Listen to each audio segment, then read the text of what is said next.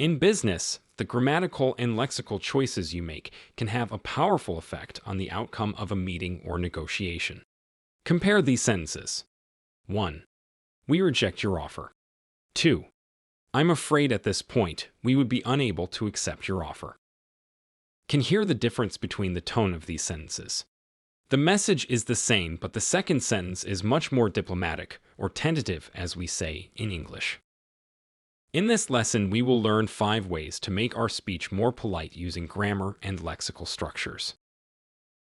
The first strategy is about using modal verbs. More specifically, words like would, could, may, and might. Listen to these examples.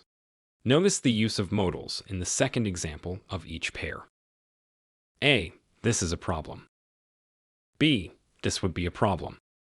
And the second pair. A. Of course, there's a disadvantage to this. B. Of course, there could be a disadvantage to this. Examples B sound less direct than examples A. What matters is that the message does not change. Strategy number 2 is about qualifiers. These are words like slight, a bit, rather, a few, and such like. Listen to these pairs of sentences. A. There may be a delay. B. There may be a slight delay. And the second pair.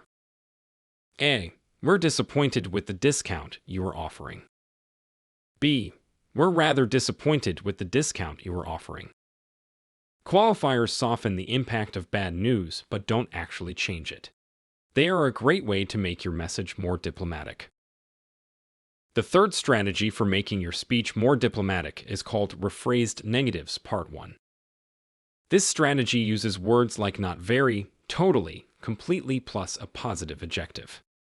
Here are some examples. A. We are unhappy with this arrangement. B. We are not very happy with this arrangement. And the second pair. A. I'm not convinced. B. I'm not totally convinced. Using positive adjectives makes you sound more positive, even when you use them in the negative. It's time for the fourth structure. Of course, it is Rephrased negatives Part 2. Here we will use words like unable, not in a position to. Listen to some examples. A. We can't go any higher than 7%. B. We're unable to go any higher than 7%. And the second pair. A. We won't accept anything less.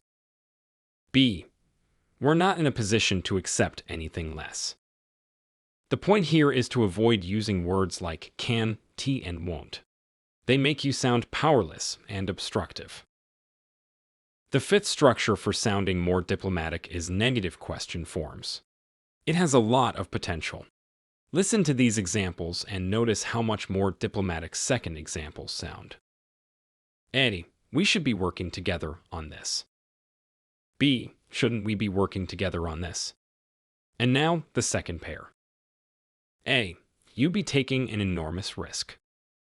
B. Wouldn't you be taking an enormous risk? Negative question forms are incredibly powerful in negotiations. Questions sound more tentative than statements and are also more persuasive. Use them to make suggestions and give warnings. It's a very useful structure. Here we are. We've covered 5 distinctive strategies for making our messages more polite, tentative, and diplomatic. There were 1. Modals, would, could, might. 2. Qualifiers, slight, a bit, rather. 3. Rephrased negatives Part 1 with words like not very, totally, and a positive adjective. 4. Rephrased negatives Part 2 with words like unable, not in a position to. And finally, 5. Negative question forms, which are particularly useful in negotiations.